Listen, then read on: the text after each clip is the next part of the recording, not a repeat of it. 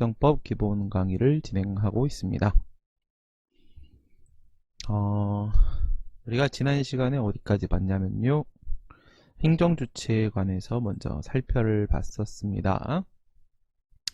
행정주체는 행정작용을 하는 주체를 말한다. 그리고 이런 것들이 포함된다 라고 말씀을 드렸었죠. 네, 행정주체는 국가와 지방자치단체가 포함이 된다라고 했었고, 국가와 지방자치단체는 자신의 사무가, 본래적 사무가 있다고 했고요. 예, 별도의 행정기관들을 보유하고 있다고 했습니다. 국가가 와서 세금을 부과하고 띵동, 네, 초인종을 누르는 것은 아니었죠.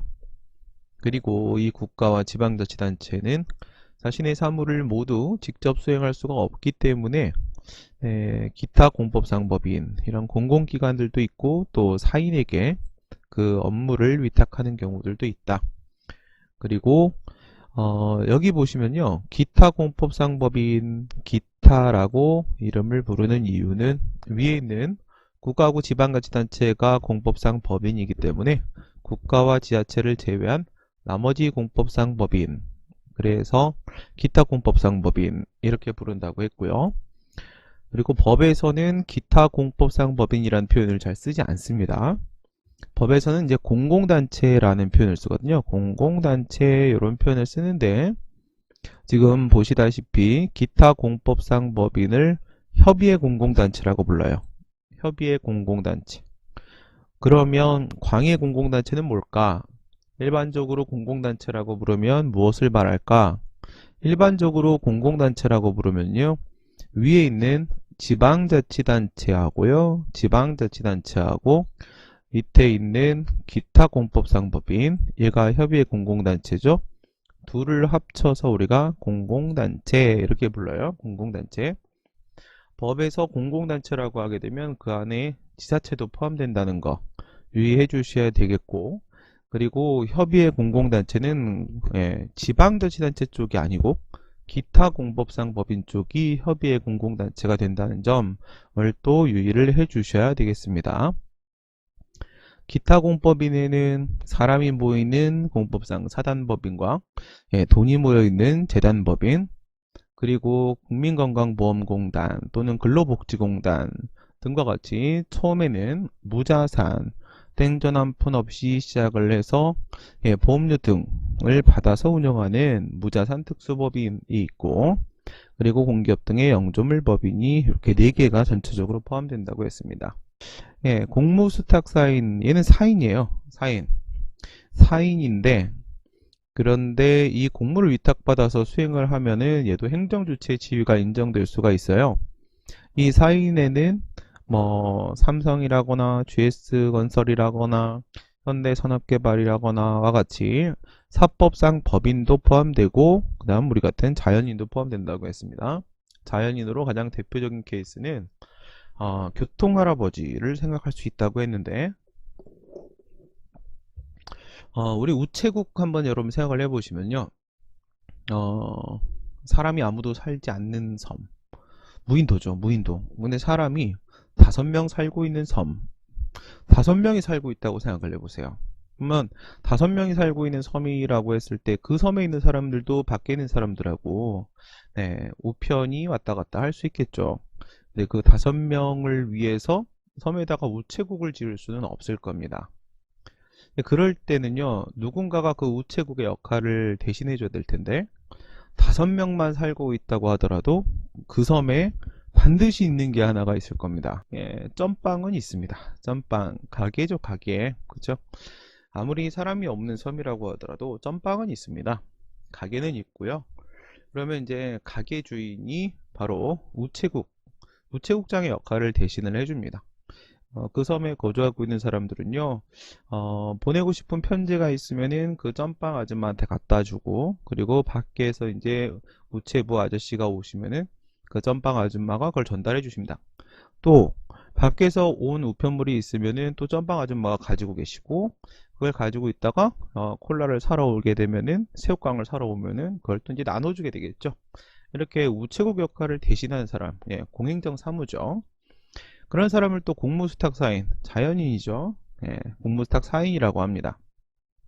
공권력 주체로서의 지위가 인정이 되는 건데요. 그렇다고 해서 전방 아줌마가 뭐 항상 그 공권력 주체가 되는 건 아니겠죠. 만약에 항상 공권력 주체가 된다고 하면은 그러면 아이들이 전방에 왔을 때 야 이거 초코파이 사가란 말이야 이렇게 의무를 부과할 수가 있을 거예요. 예, 그건 말이 안 되겠지. 행정명령을 내리는 거야. 야, 너는 이제 와서 당장 새우깡을 사가야 되는 거야. 이렇게 행정명령을 할 수는 없습니다. 즉, 무슨 말이냐? 밑에 있는 기타 행정주체, 얘네들은요, 그 위탁받은 공무를, 수탁 사무를 수행하는 범위 내에서만 행정주체 지위가 인정될 뿐이고, 그 사무 수행 범위 밖에서는 뭐 그냥 여전히 사인이 되는 겁니다. 네, 공무수탁사인 여기까지 우리가 살펴봤네요. 그 다음 넘어가 보도록 하겠습니다. 공법관계, 사법관계에 관한 내용이 나오는데 먼저 텍스트를 좀 보시고요. 로마자 5번에 공법관계란 무엇인가? 그냥 우리가 일반적으로요. 공법관계 이렇게 말을 하면은 그거는 이제 행정법 관계를 말합니다. 보통 우리가 공법관계 그러면 행정법 관계를 말하는 거예요. 그런데 전체적인 우리 체계를 보시면은 법에는 크게 공법하고 사법으로 나눠지고 그리고 그 공법과 사법이 혼합되어 있는 사회법이라는 게 있습니다. 공법은요, 공자 보시면 예, 이게 전체 공자죠. 예, 즉 전체 이익을 보호하기 위해서 만들어진 법, 그것을 우리가 공법이라고 하고요. 밑에 보시면 사법은 사사로울 사자죠. 그래서 이것은 개인의 이익, 사익을 보호하기 위해서 만들어진 법, 이게 바로 사법이 됩니다. 우리가 일반적으로 법이라고 하게 되면 7개가 포함된다고 하죠. 예, 헌법과 행정법, 형법, 민사소송법, 형사소송법이 여기까지 들어가 있고 그 다음에 민법과 상법이 이렇게 포함이 되어 있어요. 위에 있는 5개가 전에도 우리가 살펴봤던 것처럼 공법에 해당을 합니다. 네, 국가의 통치 구조에 대해서 규정을 두고 있는 헌법, 그리고 머리, 몸통, 다리, 행정의 조직과 몸통, 작용과 그리고 다리, 구제에 관한 법이 바로 행정법, 얘도 공법에 해당을 하고요. 그리고 범죄와 형벌, 어떤 처벌을 하는 것인가 에 관해서 규정을 하고 있는 형법도 역시 공법에 해당을 합니다. 그리고 재판 절차를 규정하고 있는 민사소송법과 그 다음에 형사재판에서의 형사소송법, 얘네들도 그러니까 얘네들은 전부 다 뭐예요? 국가의 공권력 행사와 관련된 문제들이죠. 그리고 개인의 문제, 가족관계나 재산관계에 관한 내용을 다루고 있는 민법이 있는가 하면 기업, 회사 문제죠. 네, 회사의 경제생활과 관련된 문제를 다루고 있는 상법, 얘네들이 바로 사법에 해당을 한다. 이렇게 되면 총 7개의 법을 크게는 공법과 사법으로 이렇게 나눠볼 수 있을 거고요. 뭐 근데 일반적으로 우리가 공법 그러면 다 행정법이다 라고 생각하시면 큰 문제는 없어요. 그리고 노동법이나 사회보장법, 예, 요즘에 이제 사회보장법 얘기들을 많이 하게 됩니다. 뭐 경제법도 포함이 되고요. 예, 지금은 이제 고용보험을 전 국민에게 확대해야 되지 않겠느냐. 그래서 특수노동자라거나 아니면 프리랜서라거나 이런 식의 고용보험의 확대 논의들이 이루어지고 있습니다. 네.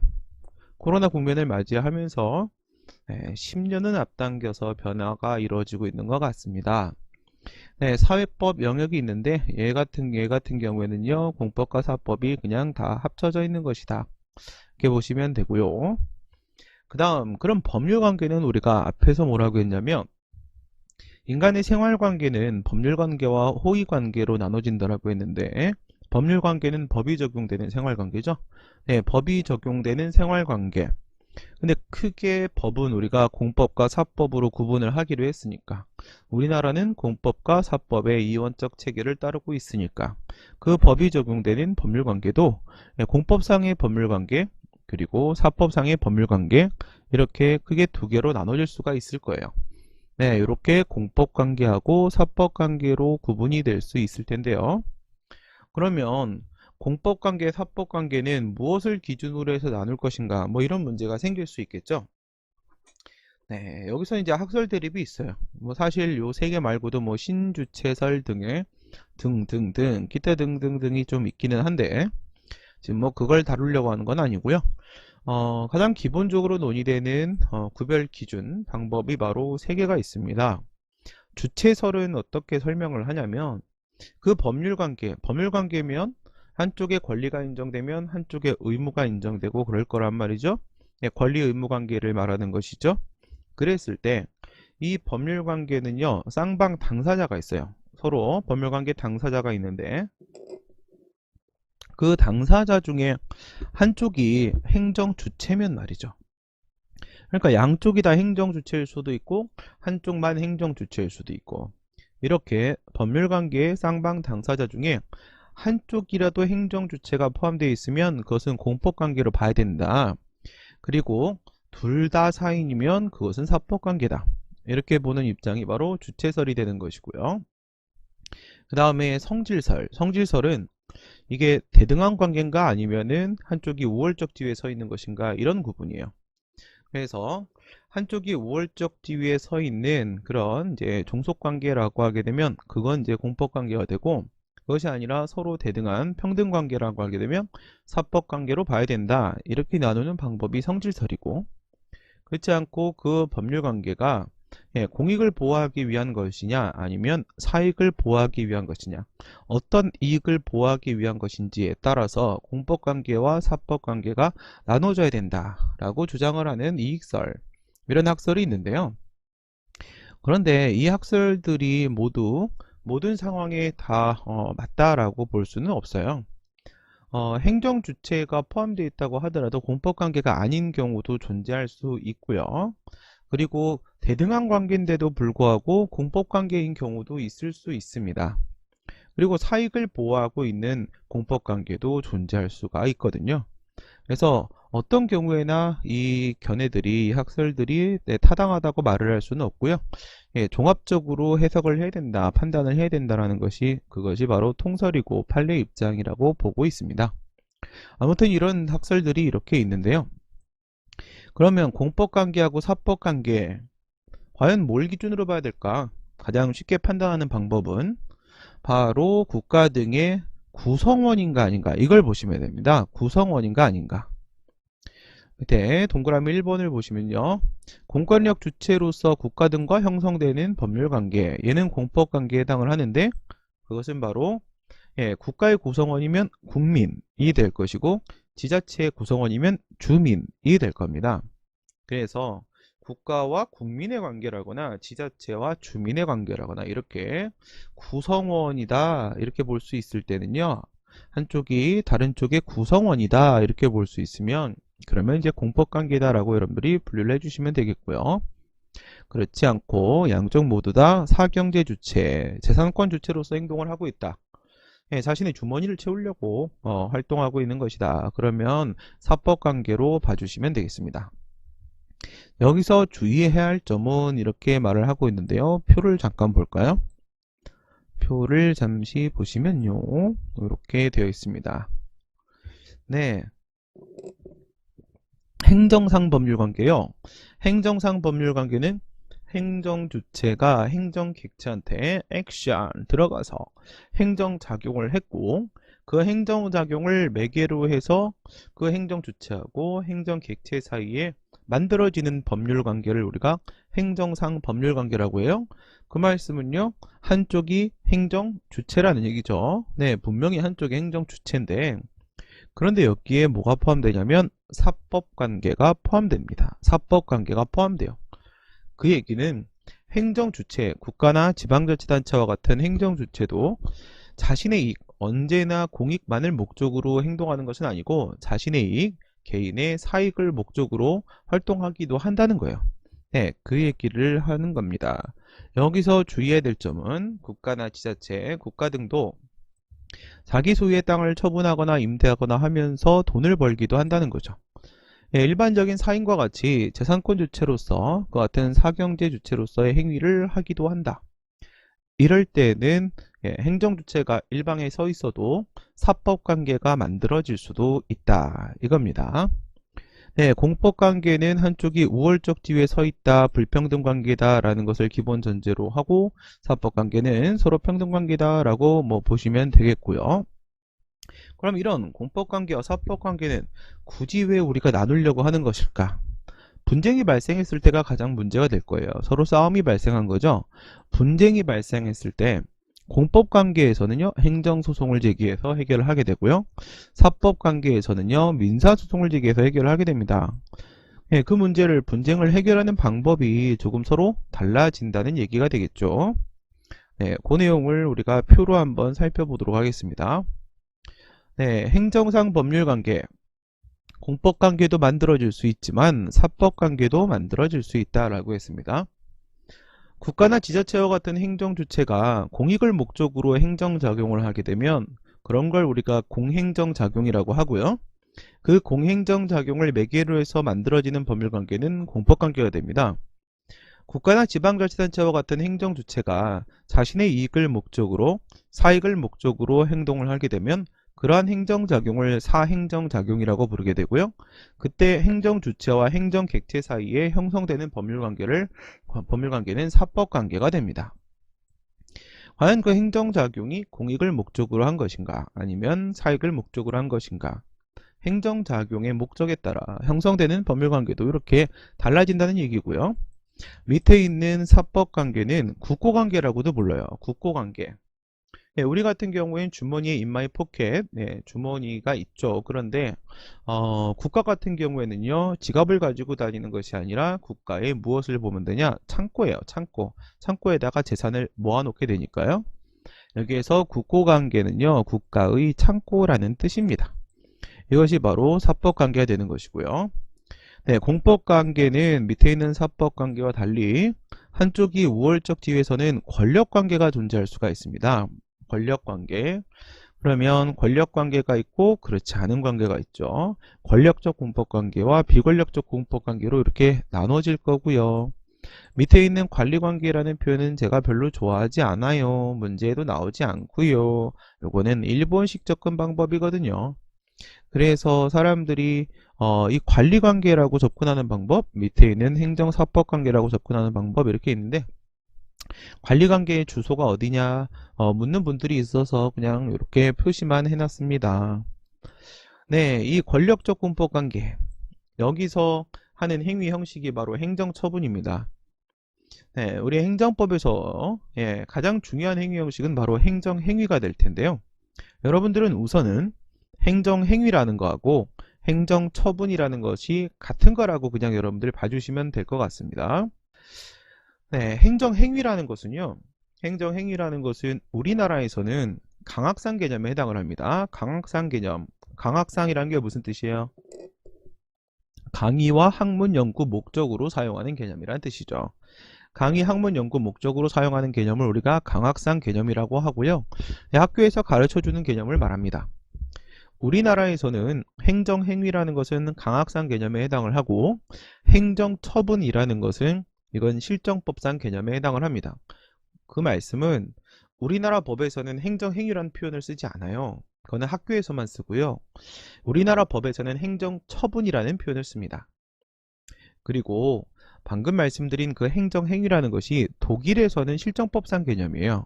독일의 법에는요, 독일의 행정법원법과 같은 법에는 행정행위라는 표현이 나오는데 그것을 우리나라 교수님들이, 학자들이 배워와가지고 우리나라에는 없는 개념이에요.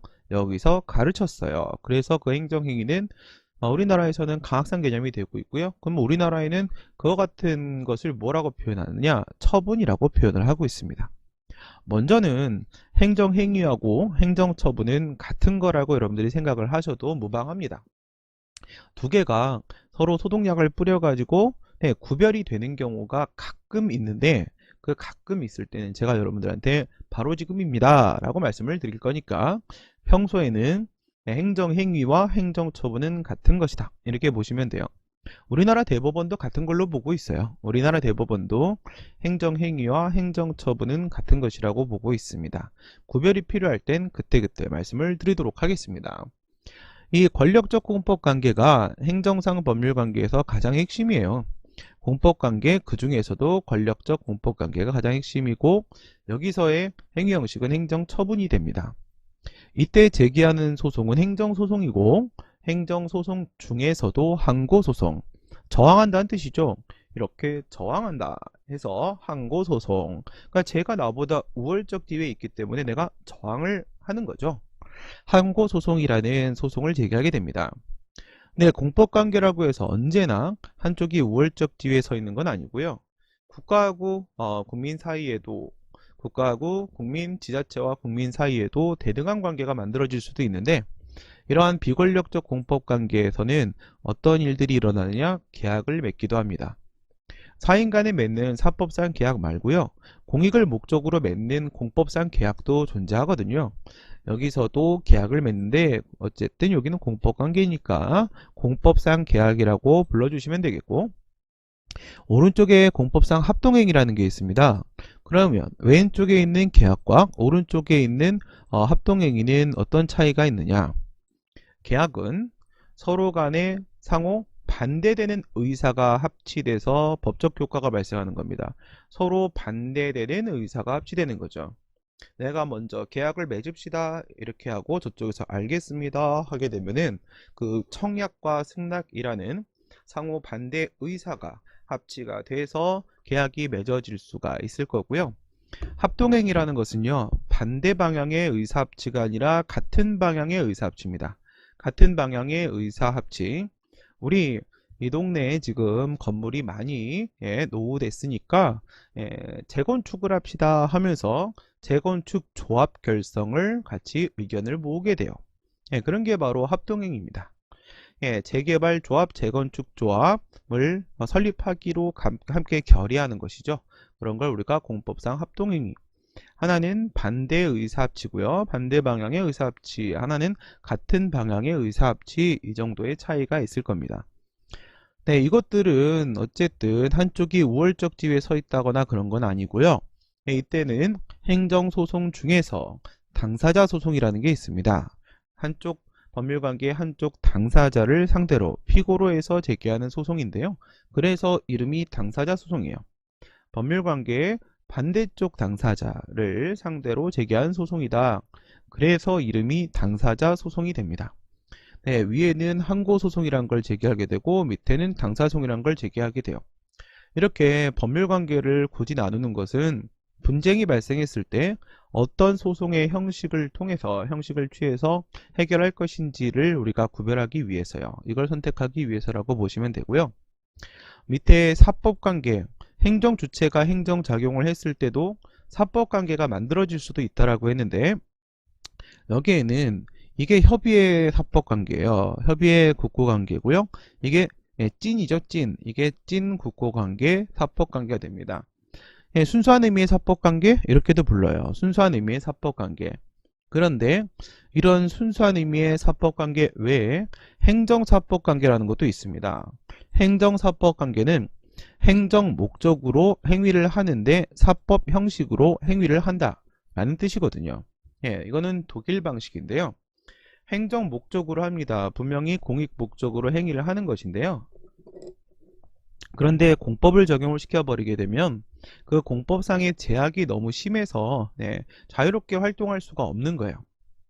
이럴 때 공법상 제약으로부터 좀 자유를 찾게 해주기 위해서 사법 형식으로 도피를 인정을 해주게 됩니다. 이런 것들은 이제 공기업 같은 경우에 행정사법관계에 해당한다 이렇게 말을 해요. 근데 얘네들은 어쨌든 사법 형식으로 행위를 하기 때문에 결국 얘도 둘 다 민사소송의 방법으로 다투게 된다. 분쟁이 발생하면 소송의 형식은 민사소송이 됩니다. 밑에 영리행정, 조달행정, 요게 바로 가장 대표적인 순수한 사법관계의 행위가 될 텐데요. 영리행정은 말씀드린 대로 국가 등이 자기가 가지고 있는 땅을 판다거나 임대를 놓는다거나 뭐 그런 것들을 말하는 것이고요. 조달행정이라는 것은요, 우리가 잘 알고 있는 조달청과 같이 국가나 지자체도 필요한 물건들을 사고 팔게 될 거겠죠. 그래서 A4 용지를 산다라거나 PC를 산다라거나 이럴 때는 행정법의 원리, 공법의 원리가 적용되지 않아요. 만약에 공법의 원리가 적용된다면 무슨 일이 생기냐면 국가가 삼성 컴퓨터를 10대를 샀으면 그러면 우리 앞에 행정법의 일반원칙이라는 거 있었죠? 비평신자, 목동, 부실사 그랬습니다. 비평신자. 평신자가 아닌 목동은 다리가 부실해서 사망에 이르게 된다라고 했는데요. 거기 보시면 평등원칙이라는 게 있었거든요. 평등원칙. 국가가 삼성컴퓨터 10대를 샀으면은 LG컴퓨터도 10대를 사야 되고 삼보컴퓨터도 10대를 사야 되고 이렇게 다 똑같이 사줘야 되거든. 그렇지 않습니다.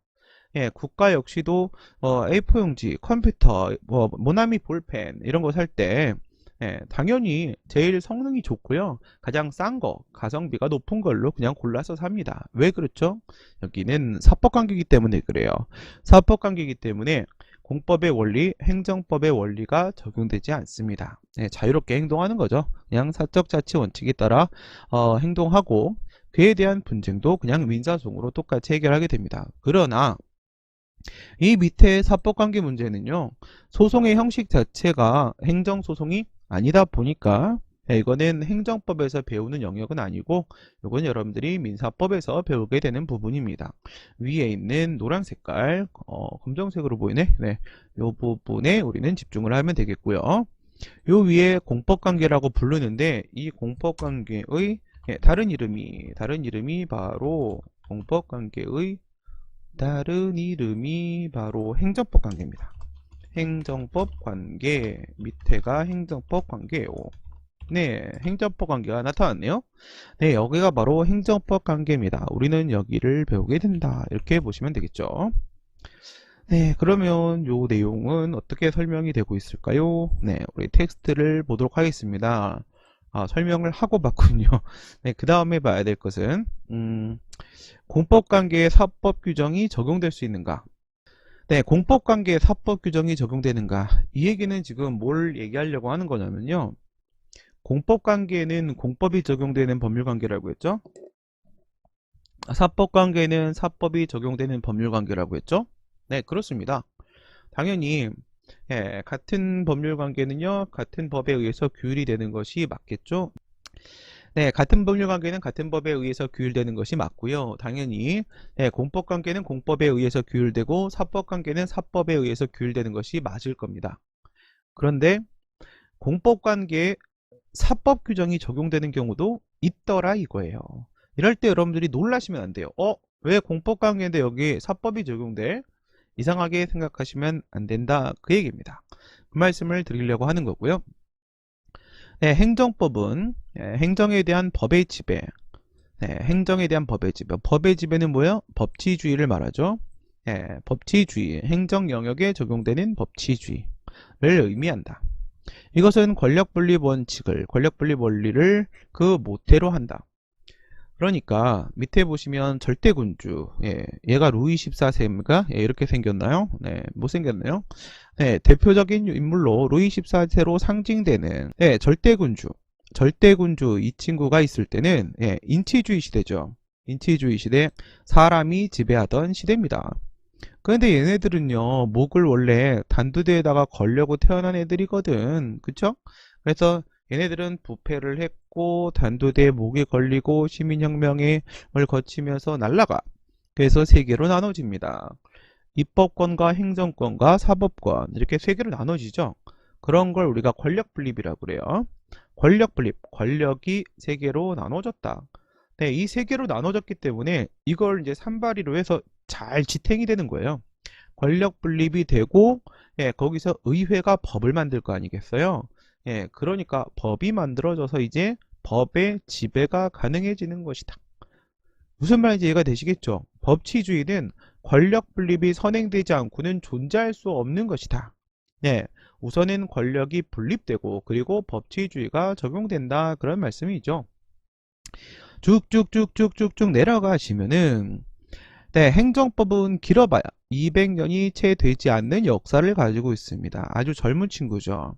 그래서 행정법은 아직도 진화하고 발전하고 있는 단계에 있다. 이렇게 봐요. 그러니까 행정법은 민법이나 형법이나 뭐 이런 것처럼 이렇게 통일된 단일법전이 아직 만들어지기에는 시간이 부족했던 것이죠. 행정법은 아직도 매우 어려요. 통일된 단일법전이 없어요. 행정법은 프랑스에서 시작이 됐고요. 독일에서 법체계로 정비를 했거든요. 그래서 유학을 가시면은 학자들은 프랑스 유학을 하거나 아니면 독일 유학을 합니다. 4천여 개의 개별법으로 만들어져 있다고 했죠. 공법과 사법, A원적 체계. 이 부분은요, 실체법과 관련된 문제입니다. 예, 법은 실체법과 절차법으로 구분할 수 있다고 했죠. 예, 실체법은 법의 실체를 규율하는 법이고, 절차법은 그 실체법을 실현시키는 절차를 규율하는 법이 바로 절차법이 됩니다. 법의 실체는 뭐였어요? 권리 의무라고 했었죠. 권리 의무.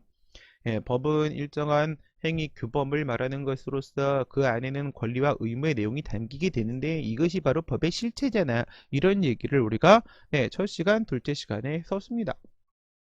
그 권리 의무에 관한 내용, 실체법에 관한 내용은 대륙법계의 영향을 많이 받았어요. 네, 우리는 일제강점기 때 대륙법계 영향도 받고 그 다음에 미군정 시기에 영미법계 영향도 받고 그랬다고 했는데 이 실체법 부분은요 아무래도 대륙법계 쪽에 영향을 받았고요. 그 다음에 이제 소송이 어떻게 진행되느냐 이런 절차법 관련된 부분은요 오히려 영미법계 쪽에 영향을 조금 더 많이 받은 것 같아요. 실체법은 대륙법계 쪽에 영향을 많이 받았어요. 그래서 얘네들처럼 우리도 공법과 사법을 이렇게 나누고 있거든요. 네, 같은 법률 관계는 같은 법에 의해서 규율되어야 한다라는 기본 원칙에 따라 공법 관계는 공법으로, 사법 관계는 사법으로 규율되는 것이 마땅하겠지만은 그렇지만 행정법은 단일 법전이 없어요. 예, 모든 상황을 다 법에서 일일이 규율할 수는 없겠죠. 그것은 입법 기술적으로 불가능합니다.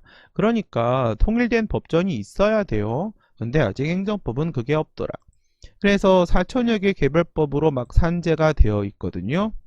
그래서 얘는 아직 좀 나이가 어려. 그래서 없는 게 많아요. 없는 게 공법관계에서 구비되지 않은 영역, 행정법 규정이 구비되지 않는 부분이 공백 영역이 너무너무 많아요. 너무너무 많아서 누구한테 도움을 청하냐면 야, 인류 문명의 역사와 그 궤를 같이 하는 친구야. 예, 2000년이 넘은 이 도깨비 같은 친구야. 도와줘. 그래서 이 민법이 도와준답니다. 민법이. 얘는 1000개나 넘는 조문으로 구성이 되어 있어요.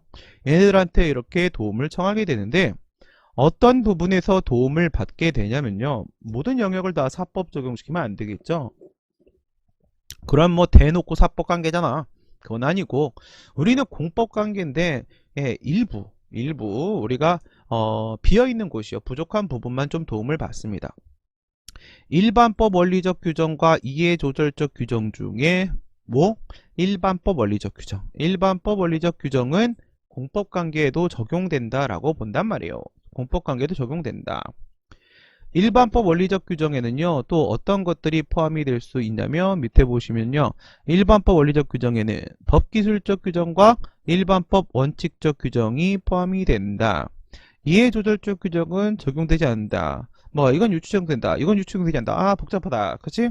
공법, 사법. 공법은 공익을 보호하기 위한 것. 공익은 전체이익. 사법은 사익을 보호하기 위한 것. 이것은 개인의 이익. 여기에는 7개의 법 중에 5개의 뾰루병. 그 다음에 사법에는 2개가 뾰루병. 이렇게 들어가는 거고요. 그리고 뭐 노무사 시험에 포함되는 노동법 얘네들은 공법과 사법이 혼합되어 있는 제3의 영역, 제3의 영역의 사회법 영역에 해당을 한다. 예, 공법이 적용되면 공법상 법률관계, 사법이 적용되면 사법상 법률관계. 그러면 이것을 구분하는 기준은 구성원이야? 아니야? 이런 걸 보시면은 어렵지 않게 판단 내릴 수 있다. 공법관계에서 싸움 붙으면 뭘 제기한다? 행정소송을 제기한다. 사법관계에서 싸움 붙으면 뭘 제기한다? 민사소송을 제기한다. 이런 내용이죠. 그리고 이 권력 분립, 입법권과 행정권과 사법권 3개의 권력으로 이렇게 나눠지는데 얘네들이 산발이가 돼서 산발이가 되면 아주 튼튼하게 안정적으로 딱 지탱하고 있겠죠? 네, 이렇게 나눠지면 그 안에 뭐가 있습니까? 의회, 입법부가 있겠죠? 네, 입법부가 법을 만들어요. 그러면 법이 지배하는 시대가 만들어질 수 있다.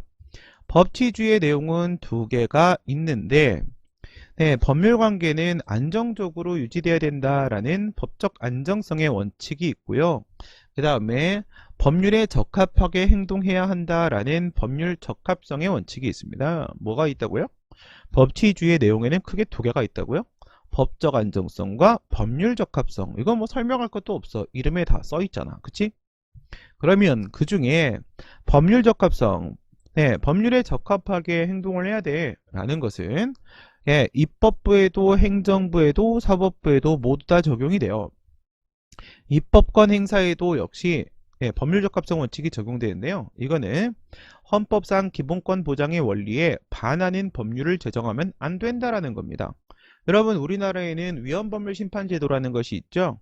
2차 대전 이후에 위헌법률심판제도라는 게 만들어졌다고 했어요.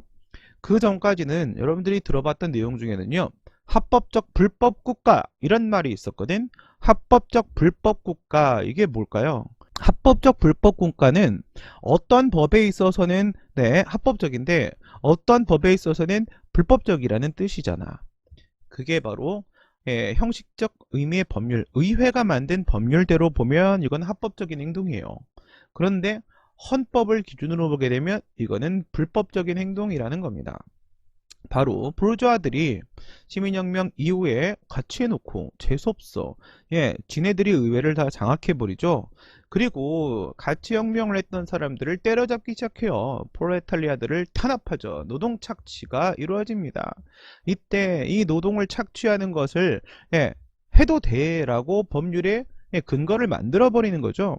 그러면 프롤레타리아들 노동자들을 괴롭히는 것은 법에 따르면 그래도 된다고 써 있으니까 합법적인 행동 같지만 이것은 헌법상 그들의 기본권을 침해하는 행위이기 때문에 불법적인 행위가 된다는 거예요. 뭔가 잘못됐죠? 네, 합법적 불법국가, 그런 시대가 있었습니다. 그런데 2차 대전 이후에는요, 위헌법률심판제도라는 게 도입이 돼요. 우리나라에도 있죠. 헌법재판소가 그 일을 하게 됩니다. 헌법재판소는 법률이나 법률 조항이 헌법에 위반되는지, 최고법에 위반되는지를 판단을 내리고 있습니다. 바로 그거예요. 헌법상 기본권 보장의 원리에 반하는 법을 만들면 안 돼. 그게 바로 입법부의 입법 영역에 적용되는 법치주의고요. 그 다음에 행정권 행사는 법에 따라 이루어져야 된다. 이건 너무 당연한 얘기. 그리고 법관은 어떻게 합니까? 법대로 재판하는 거죠. 법대로 재판하는 거지 지 맘대로 재판하는 건 아니죠. 당연히 여기에도 법치주의가 적용이 됩니다. 그 중에 우리가 궁금한 부분은 바로 여기죠. 이 법치주의의 내용 중에 법률 적합성의 내용이 행정 영역에 적용되었을 때 그 이름을 법치행정의 원리라고 하는 거예요. 네, 법치행정의 원리 어렵지 않아요. 법치행정의 원리. 법치행정의 원리의 내용에 이렇게 세 개가 있다라고 설명을 드린 적이 있었죠. 행정법의 아버지는 오토마이어, 그쵸? 오토마이어한테 제자가 가가지고 선생님, 법치행정의 원리가 도대체 무엇이란 말입니까? 이렇게 말을 하니까 얘야, 그것은 법률의 법규 창조력과 법률 유보원칙, 법률 우연칙을 말한다. 네, 이렇게 설명을 했어요. 법규, 어떤 행위 기준을 정하는 법규는 뭘로 만든다고? 법률이라는 것으로 만든다는 거야. 그리고 이 법률은 말이야 하고 설명을 들어가게 되겠죠. 그럼 여기서 이 법률이 무엇인지를 알아보고 나면 어떤 경우에는 있지. 행정권을 행사할 때 반드시 법의 근거가 있어야 될 때도 있단다. 법률 유보 원칙, 유보는 맡긴다. 무엇에 맡긴다? 법률에 맡긴다라는 뜻입니다. 법의 근거가 없이는 행동할 수 없는 경우가 있다. 그리고 말이야, 모든 행정작용은 법률 우위 원칙에 적용을 받는단다. 이것은 바로 법률이 행정보다 우위에 있다는 뜻이니까 행정작용, 행정권의 행사는 절대 법에 위반되면 안 되는 것이지. 이렇게 세 가지의 내용이 포함된다라고 말을 합니다. 여기서 잠깐 우리가 문제를 풀면서 보게 되는 부분, 어쨌든 지금 우리는 수험행정법을 하고 있는 중이죠. 그래서 이 법치행정의 원리, 그러면 딱 봐도 법률에 의한 행정을 말하는 것이구나 라고 딱 느껴지는데 거기서 끝내면 안 된다. 행정권의 행사가 법에 위반되지 말아야 되는 것은 물론인데 위반되면 어떡할 거야, 그쵸? 네, 위반되는 행위를 얼마나 많이 하는데요. 정말 다 착하게 행동하면은 우리가 할 게 없어요. 행정법은 국가와 싸우려고 만들어진 학문이라고요. 네, 우리는 쌈딱이야. 문제가 생겨야 싸우지. 법률에 의한 행정을 하라고 했는데 그렇지 못했을 때 국민들은요, 자신의 권리나 이익이 위법하거나 부당한 작용에 의해서 침해당할 수 있거든. 그럴 땐 어떻게 해요? 또한 법에 그 구제 방법이 마련되어 있어야 된다. 법에는 구제 방법이 같이 마련되어 있어야 된다는 내용까지예요. 이 노란색까지 포함되는 게 바로 법치행정의 원리라고. 그래서 판례를 보다 보면 판례가 가끔 할 말 없을 때 이런 말을 해요. 법치행정의 원리에 따르면 이러면서 갑자기 신박한 결론을 내릴 때가 있습니다. 그게 바로 뭐냐? 잘 모르겠고 이거야. 잘 모르겠고 복잡한 얘기는 잘 모르겠고 어쨌든 법에는 구제 방법이 마련되어 있어야 되는데 지금까지 구성된 법리에 따르면 없네. 뭐가 없어. 그러니까 이거 인정하자. 인정하고 말자. 뭐에 따르면 법치행정의 원리에 따르면 뭔가 방법이 있어야 되니까 이거라도 인정하자. 뭐 이런 논리를 펼 때 법치행정의 원리를 막 들먹들먹 거린답니다. 그 다음 방금 우리가 텍스트를 봤던 내용은 여기에요. 여기 공법관계 행정법 영역에 흠결 영역이 많다고. 아직 너무 어려. 200살밖에 안 됐단 말이야. 200살이면 뭐 아직 뭐 엄마 저 더 먹고 와야지. 그치? 이 200살밖에 안 되는 행정법 없는 게 너무나도 많네. 이럴 때 어떡할까? 먼저는요. 공법관계는 권력과 비권력 관계로 나눠질 수 있다라고 했죠. 그나마 사법 규정이 적용되는 사법관계와 비슷한 친구는 바로 오른쪽일 거예요. 오른쪽. 비권력적 공법관계 이쪽이 되겠죠. 사법관계는 서로 대등한 관계니까 말이죠. 그렇습니다. 이쪽이 조금 더 사법관계하고 비슷하다는 점 하나 기억을 좀 해놓으시고요. 뭐 해당 그 법에요. 직접적인 근거법에 관련 규정이 없을 수도 있어요. 그럴 때는 우선은 공법관계 안에서 찾습니다. 공법 규정에서 찾아보란 말이죠. 그런데 내용적인 유사성이 인정되는 그런 관련 규정이 있으면 뭐 끌어다 쓰는 겁니다. 끌어다 쓰는 거예요. 먼저 뭐부터 보라고? 공법 규정부터 먼저는 한번 찾아보라고요. 근데 이게 없는 경우들이 또 많아. 없는 경우들이 많습니다. 그럴 때 이제 결국 사법 규정한테 도움을 청하러 가는 거죠. 같은 법률 관계는 같은 법에 의해서 규율이 되어야 되는데 공법 관계는 공법으로 규율이 되어야 되는데 뭐 다른 법을 찾아도 다른 공법 규정을 찾아도 앞만 찾아도 눈 씻고 찾아도 아무것도 없더라. 그러면 어쩔 수 없이 옆집가 빌려오는 거야. 왜? 얘는 유구한 역사를 가진 것으로서 막 저저저 막 이런 거 아닙니까? 이때 일반법 원리적 규정은요, 쉽게 끌어다 쓰면 된다는 거예요. 쉽게 끌어다가 쓰면 되는데 이해 조절적 규정은 그렇지 않다는 겁니다. 한번 예를 들어볼까요?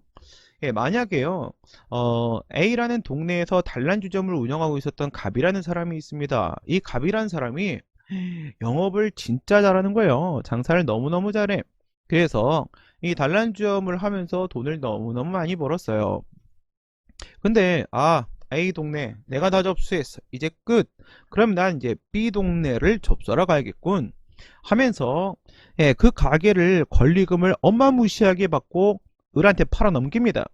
을한테 팔아 넘기고 이 친구가 B 동네로 간 거지. 근데 B 동네에는 거기 터줏대감이 있는 거야. 텃세가 장난 아니심. 가서 쪽도 못 썼습니다. 거기서 가게를 내긴 했는데 아무것도 안 되는 거야. 그래서 역시 구간이 명간이로군. 원래 있던 동네로 돌아가야지. 돌아갈 수 있을까요? 없을까요?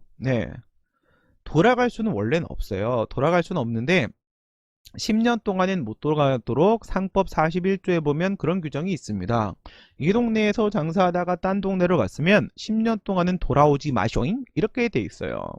근데 이 갑이 이건 아니잖아. 그래가지고요, 옛날에 있던 내 가게 옆에 내 가게 옆에 거기다 가게를 다시 내야겠다 생각을 하고 돌아왔거든요. 그러면 옛날에 그 A 동네에 있던 을한테 팔아넘긴 가게 있죠? 바로 옆 건물에다가 가게를 낸 거지. 단란주점을 다시 시작했습니다. 그러면 손님들이 누구한테 가겠어요? 갑이요. 바로 옆 건물이니까 문 앞에 딱 서 있으면 되잖아. 원래 내 단골들이었었잖아요. 사장님 여기요. 여기라니까. 나 가게 옮겼어. 또 어딜 가려고 그래. 가게 옮겼어. 일로 오란 말이야. 이러면 다 글로 가겠죠. 그렇죠. 그러면 을은 어떻게 돼요? 권리금만 몇 억 날리고 을은 쫄딱 망하는 거 아니야. 이러면 안 된다는 거예요.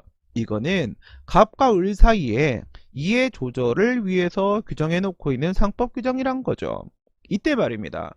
이 갑이 돌아와서 옆집에서 영업을 하려면 또 영업허가를 받아야 될 거 아니겠어요? 그 영업허가를 지자체장이 내줬으니까 영업을 할 거 아니겠습니까? 이때 그 양수인이었던 을이 그 영업허가에 대한 소송을 제기를 해갖고 그것은 상법에 위반되는 허가 처분이므로 위법입니다 라고 주장을 하면 먹히겠냐 안 먹히겠냐? 1도 안 먹힌다. 왜? 허가 처분을 내주는 이 권력적 공법관계에서는 뭐가요? 상법 41조의 이해조절적 규정은 적용되지 않는다. 요거 하나만 뚫려요. 요거 딱 하나만 뚫립니다. 나머지 부분들은 다 유추 적용이 이렇게 되고 또 유추 적용이 이렇게 가능하다. 이런 걸 여러분들이 어디서 보시게 되냐면요. 우리 행정법 규정들을 보시면요. 행정법에 주소, 거소, 날짜 이런 거 계산하는 규정을 찾아볼 수가 없어요. 여러분 너무 잘 알고 있죠. 우리 법에서 날짜를 셀 때 하루, 이틀, 3일, 4일 이렇게 셀 때 초일은 불산입하죠. 첫날은 세지 않아요. 만약에 밤 23시 59분 59초에 뭐 계약을 맺었다. 그러면 하루가 지났네 하는데 사실은 1초밖에 안 지났을 수도 있잖아요. 그래서 첫날은 계산하지 않습니다. 마지막 날이 공휴일이게 되면요. 다음 날까지 인정을 합니다. 이런 건 민법 규정이잖아요. 우린 그냥 민법 규정을 유추 적용에다가 쓴다는 거예요. 그리고 정의로운 신의, 그쵸? 정의로운 언행에 대한 믿음, 신의 성실의 원칙. 우리 신의를 좇아서 성실하게 행동합시다. 뭐 이렇게 항상 쓰잖아, 계약서에. 그치? 그 신의 성실의 원칙, 민법 2조에 있는 내용인데, 역시 이것도 우리 행정법 관계, 공법 관계에도 적용이 될 수 있고요. 권리남용을 해서 안 된다. 권리남용 위반 금지 뭐 이런 것도 우리 뭐 행정법 관계에서도 평소에 많이 적용을 하고요. 이거 많이 보죠. 부당이득. 민법 741조에 보게 되면 부당이득은 돌려줘야 된다. 부당이득 반환 청구권에 관한 규정을 두고 있는데요. 이 부당이득 민법 규정이잖아요. 민법 741조 뭐 다른 거 필요 없어요. 당연히 공법관계에도 유추 적용이 될 수가 있답니다. 그래서 세금을 나한테 부과를 했는데요. 사실 나는 세금 낼 사람이 아닌 것이에요. 아닌 것이에요. 나한테 양도소득세를 부과한 거야. 양도소득세를 부과하려면 뭔가 양도 차익이 있어야 될 거 아니야.